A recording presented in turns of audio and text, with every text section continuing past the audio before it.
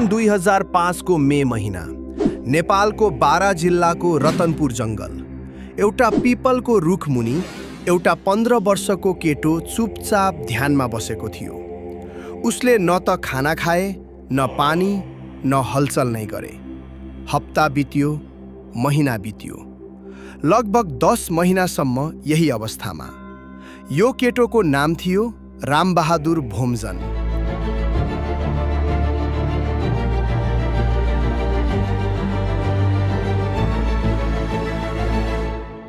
विश्वले उनलाई बुद्धा बॉय भनेर चिनियो।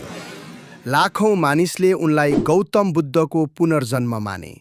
यो हो नेपालबाट सुरु भएको एउटा आश्चर्यजनक तर विवादास्पद जीवन कथा। It's a phenomenon that people draw great pride and inspiration from here. Rambon Jan, a 15-year-old boy, has been meditating in dense jungle without food or water for 10 months. अहिले उहाँले केही पनि लिनु भएको छैन सुरुदेखि नै। वाटर पानी पनि पिनु भएको छैन। हामीले देखेको छैन। Many suggest he is a physiological and cognitive freak with such immense power of mind over matter that it could change the way we look at. Rambahadur भोमजनको जन्म सन् 1990 मा बाराको एउटा सामान्य तामाङ परिवारमा भएको थियो। बाल्यकालमा उनी बौद्ध शिक्षामा रुचि राख्थे। सन् 2005 मा एउटा आध्यात्मिक सपनापछि उनी जङ्गलमा गए र ध्यान सुरु गरे। उनका अनुयायीहरूका अनुसार सर्पले टोकेको बेला पनि उनी ध्यानबाट नै निको भए। केही प्रत्यक्षदर्शीहरूले उनको टाउकोबाट रातो नीलो प्रकाश निस्केको देखेको दाबी गरे। एकपटक आगोमा परेका बेला पनि उनलाई केही नभएको भिडियो समेत सार्वजनिक भयो। यो घटनाले नेपाल मात्र होइन विश्वभरि चर्चा पायो। अन्तर्राष्ट्रिय मिडिया डिस्कभरी च्यानलले उनको बारेमा डकुमेन्ट्री बनाए। हजारौं भक्तहरूले उनलाई पाल्देन दोर्जे वा धर्मसङ्घ भनेर पुकार्न थाले। तर यो चमत्कारको कथा लामो समय टिकेन। उनले विभिन्न ठाउँमा आश्रम बनाए, अनुयायीहरू बढे, तर सँगै गम्भीर आरोपहरू पनि आउन थाले।